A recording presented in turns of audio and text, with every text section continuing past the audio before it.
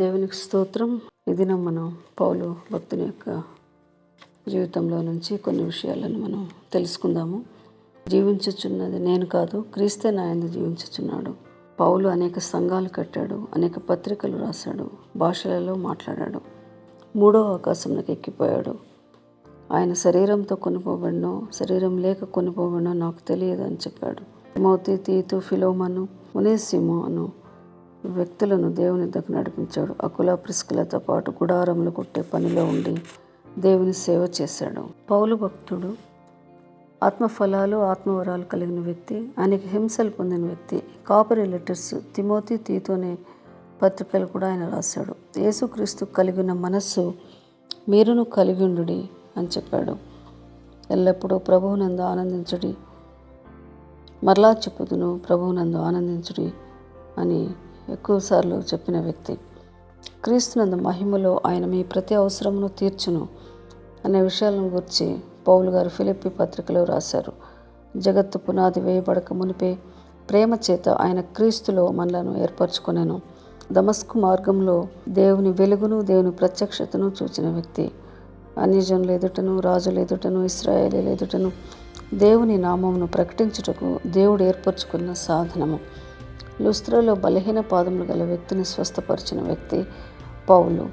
అంతియోకయ, ఇకోనియ నుండి యూదులు వచ్చి జనసమూహములను తమ పక్షముగా చేసుకొని సౌలు మీద రాళ్ళు రువ్వి అతడు చనిపోయినంత తలంచి అతనిని పట్టణము వెలుపలికి ఈడ్చిరి. పుతోను అను సోద చెప్తున్న దయ్యం పట్టిన ఒక చిన్నదానిని మాట మాత్రంతో ఆ దయ్యమును ఆజ్ఞాపించగానే అది ఆమెను విడిచిపోయింది. అయితే మరలా ఆమె యజమానులు పౌలును, సీలను పట్టుకొని గ్రామచావుడిలోకి ఈడ్చుకొని పోయిరి. పట్టణంను గలిబిలి చేయుచున్నారనే నింద వారి మీద మోపబడింది. న్యాయాధిపతులు వారి వస్త్రములు లాగివేసి వారిని బెత్తములతో కొట్టవలనని ఆజ్ఞాపించిరి. అపోస్తల కార్యములు 16:22. దేవుడు పౌలు చేత విశేషమైన అద్భుత కార్యములను చేయించెను. అతని శరీరమునకు తగిలిన చేతిగుడ్డలైనను నడికట్లైనను రోగుల యొద్దకు తెచ్చినప్పుడు రోగములు వారిని విడిచిపోయినాయి. దేవుడు తన స్వరక్తం ఇచ్చి సంపాదించిన సంఘమును, ఆ యావత్తు మందును గురించి మిమ్మల్ని గూర్చి జాగ్రత్తగా ఉండడని అపోస్తల కార్యంలో 20:28 ఆయన చెప్పారు.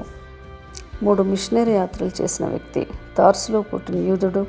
గమలీయేలు పాదముల దగ్గర పెరిగాడు. పితరులు ధర్మశాస్త్రమందు నిష్ట కలిగిన వ్యక్తి. స్త్రీలను, పురుషులను బంధించి మరణం వరకు హింసించిన వ్యక్తి. అన్యజనులకు వెలుగుగా ఉండుటకు దేవునిచే ఏర్పరచుకున్న వ్యక్తి. దేవుడు ఏర్పరచుకున్న గొప్ప సాధనమై ఉన్నాడు. రాజుల ఎదుట నిలబడి యేసు ప్రభు గురించి ప్రకటించిన వ్యక్తి.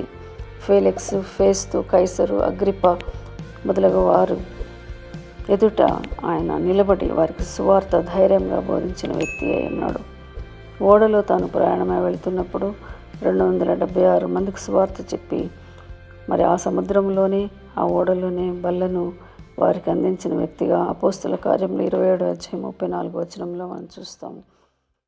ఈ ఛానల్ మీకు ఆశీర్వాదకరంగా ఉన్నట్లయితే సబ్స్క్రైబ్ చేయండి, కామెంట్ చేయండి, మీ ప్రార్థన మనవులు పంపించండి. తప్పక మీ కొరకు ప్రార్థిస్తాము. దేవుడు మిమ్మల్ని, మీ కుటుంబములను సమృద్ధిగా దీవించునుగాక. ఆమేన్.